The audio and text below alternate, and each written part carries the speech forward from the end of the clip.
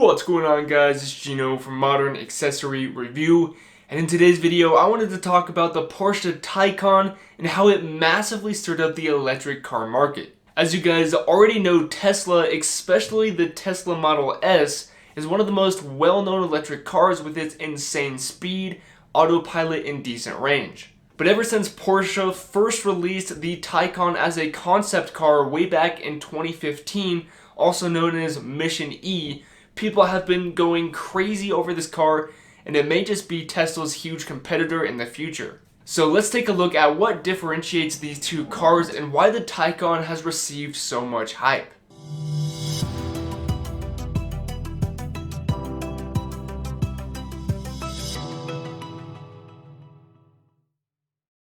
First off, there are 4 different models of this car, including the Taycan 4S with 520 horsepower, an upscale Taycan 4S with 560 horsepower and an upgraded battery, the Taycan Turbo with 670 horsepower, and finally the Turbo S with 720 horsepower, which is insane. And before you ask, no, this car does not have any turbos whatsoever, because obviously it's electric, and I don't really know why Porsche called it this, but it's pretty interesting.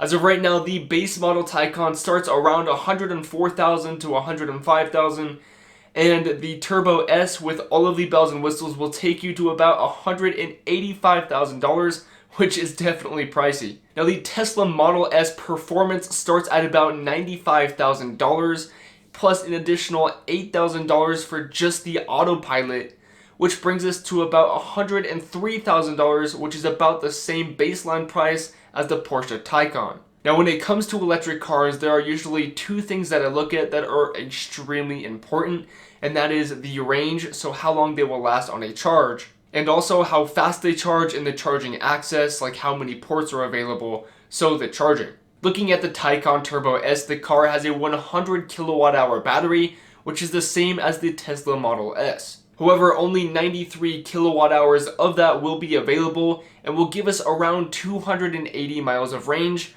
which is decent, but it's not really great either. However, the charging is extremely good at 270 kilowatts, which is better than Tesla's peak Model 3 at about 250 kilowatts. This means that the Taycan will charge a lot faster than the Tesla. That being said, Tesla has a ton of charging stations scattered around, and the Taycan can't use those charging stations because Porsche obviously doesn't want to use Tesla's ports.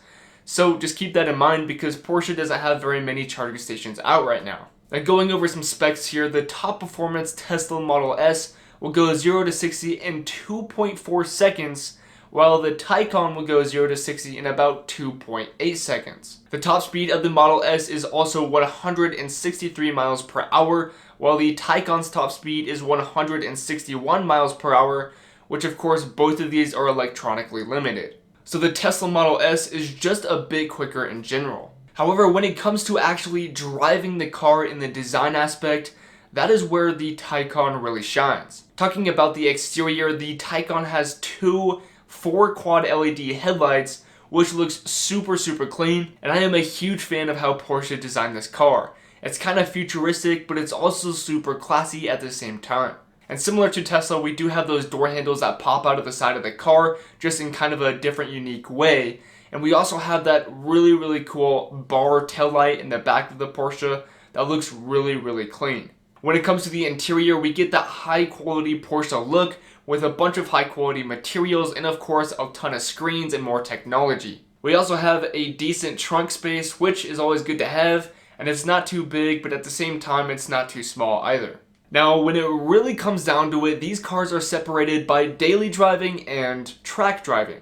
In my opinion, and probably a lot of you guys would agree with me, the Tesla wins on the daily driving category because it has autopilot, which Tesla fans are always talking about, better range, and of course more charging stations. Now, the Taycan is obviously better with track driving because, you know, it's from Porsche and it has better steering, better handling, and will give you just a better driving experience in general. And it's also able to push its limits a lot further without overheating because it has an 800 volt architecture, unlike the normal 400 volt architecture, which uses smaller wires, less cooling, and pushes the same high, lower in general which causes the overall temp to be cooler. I know that probably sounded super confusing, but just remember that the Taycan will not overheat as easily as the Tesla and will stay at an overall cooler temperature. So final thoughts here, the Porsche Taycan is for someone who wants an electric car that has the best performance and will actually really enjoy driving their car, and that is why the Taycan doesn't have an autopilot feature like the Tesla. Yes, the Taycan Turbo S is a very pricey car, but it will also give that high quality look and feel, and it will give you that Porsche logo on your car. Now the Tesla is for people who want to get the most out of their electric car and want the best range, the autopilot, and really just the best bang for the buck. Tesla will probably be the most practical option for a lot of people because it does have a way cheaper price tag. Overall, I am extremely excited to see where the electric car market is going to be in the future, and I am very happy that Porsche decided to step up against Tesla.